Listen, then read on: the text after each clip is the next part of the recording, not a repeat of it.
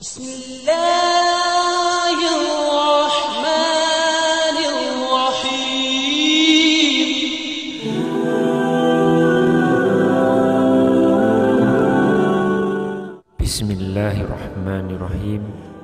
Assalamualaikum warahmatullahi wabarakatuh. Syukur alhamdulillah kita masih diberikan kesempatan dan dipertemukan kembali di channel ini.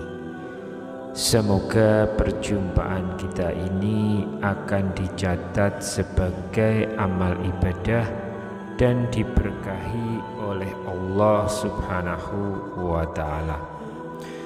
Sholawat dan salam tak lupa selalu dan tetap tercurahkan kepada junjungan kita Nabi besar Muhammad sallallahu alaihi wasallam.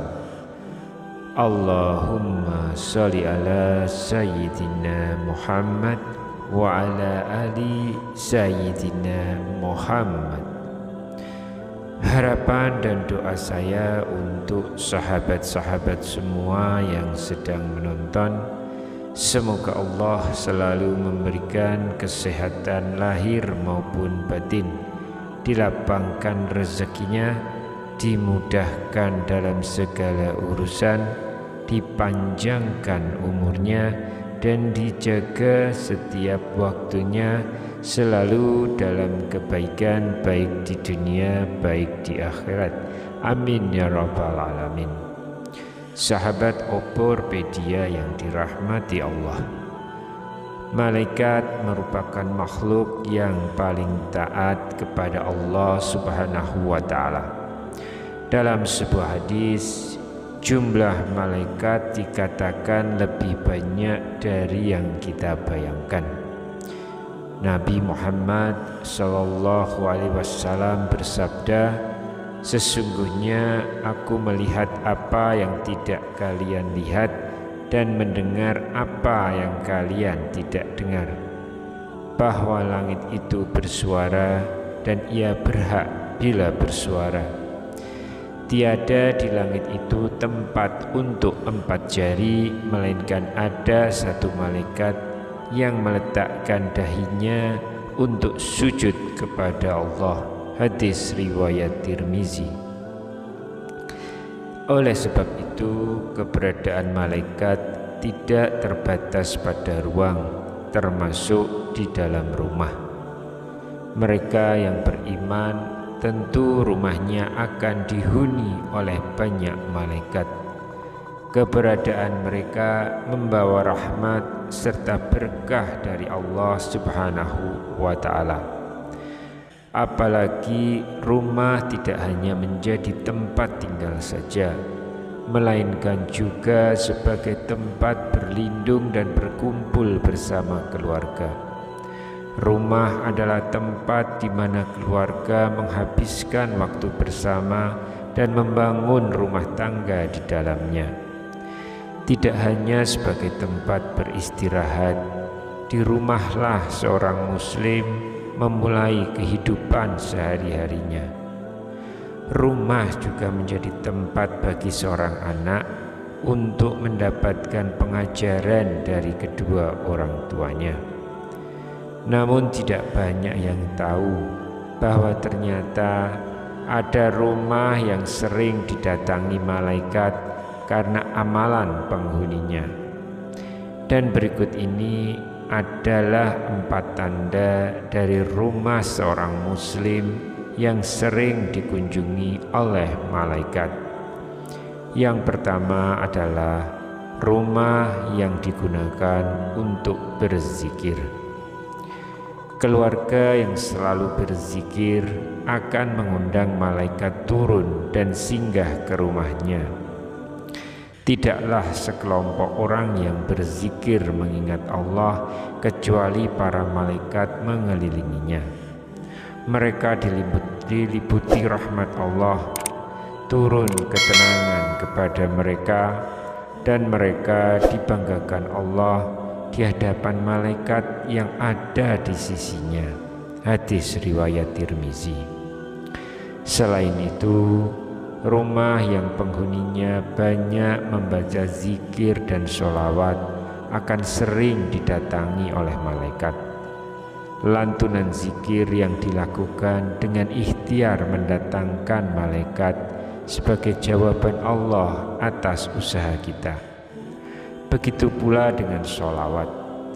Ketika mendengar orang bersholawat, malaikat akan menyampaikan sholawat tersebut kepada Rasulullah dan mengembalikannya kepada mereka yang membacanya. Rasulullah SAW bersabda, malaikat Jibril datang kepadaku sambil berkata, sangat menyenangkan untuk engkau ketahui wahai Muhammad, bahwa untuk satu sholawat dari seorang umatmu akan kuimbangi dengan 10 doa baginya, dan 10 salam bagiku akan kubalas dengan 10 salam baginya. Hadis riwayat Nasai. Ciri yang kedua adalah rumah yang kerap dibacakan ayat-ayat Al-Quran. Selain menenangkan hati para pembaca Al-Quran, rumah yang sering digunakan untuk membaca ayat suci Al-Quran akan dihadiri oleh malaikat. Tidaklah suatu kaum berkumpul di salah satu rumah Allah membaca kitabullah dan saling mengajarkan satu dan lainnya, melainkan akan turun kepada mereka sakinah atau ketenangan, akan dinaungi rahmat, akan dikelilingi para malaikat, dan Allah akan menyebut-nyebut mereka di sisi makhluk yang dimuliakan di sisinya. Hadis riwayat Muslim. Rumah yang sering dilantunkan ayat-ayat suci Al-Quran selain dihadiri oleh malaikat juga akan ditinggalkan setan. Nabi Muhammad SAW bersabda dalam hadis riwayat Ibnu Sirin, sesungguhnya rumah yang di dalamnya dibacakan Al-Quran, maka lapanglah penghuninya, banyak kebaikan, malaikat menghadirinya dan setan-setan meninggalkannya. Sebaliknya, rumah yang tidak dibacakan Al-Quran, maka sempitlah penghuninya, sedikit kebaikannya, malaikat meninggalkannya dan setan-setan mendekatinya. Ciri yang ketiga adalah rumah yang pemiliknya menjaga sholat. Sholat adalah ibadah yang paling utama. Rumah yang dijadikan tempat sholat akan memberi cahaya dan ketentraman bagi penghuninya. Rumah yang pemiliknya senantiasa melaksanakan sholat juga akan membuat malaikat senang datang berkunjung. Dari Abu Hurairah radhiyallahu an, Rasulullah SAW bersabda, di tengah-tengah kalian ada malaikat yang silih berganti bertugas mengiringi kalian di waktu malam dan siang hari. Mereka bertemu ketika waktu sholat asar dan waktu sholat subuh. Malaikat yang mengawasi kalian naik ke langit. Lantas Allah bertanya kepada mereka, bagaimana kalian meninggalkan hamba-hambaku?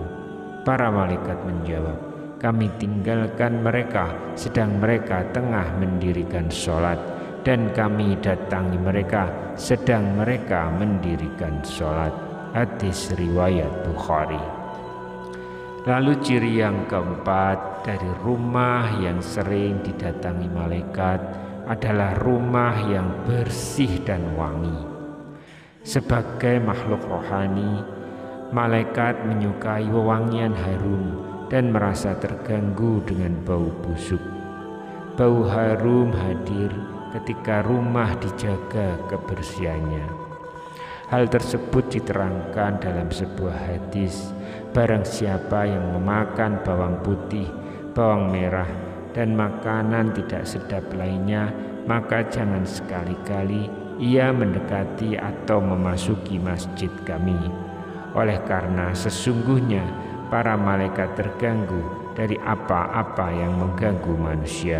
Hadis riwayat Bukhari dan Muslim. Islam mengajarkan umatnya untuk selalu menjaga kebersihan. Bahkan kebersihan disebut sebagian dari iman. Itulah tanda-tanda atau ciri rumah yang sering dikunjungi oleh malaikat. Semoga rumah kita bisa selalu kita hiasi dengan amalan-amalan baik sehingga malaikat berkah mau singgah ke dalam rumah kita. Amin ya rabbal alamin.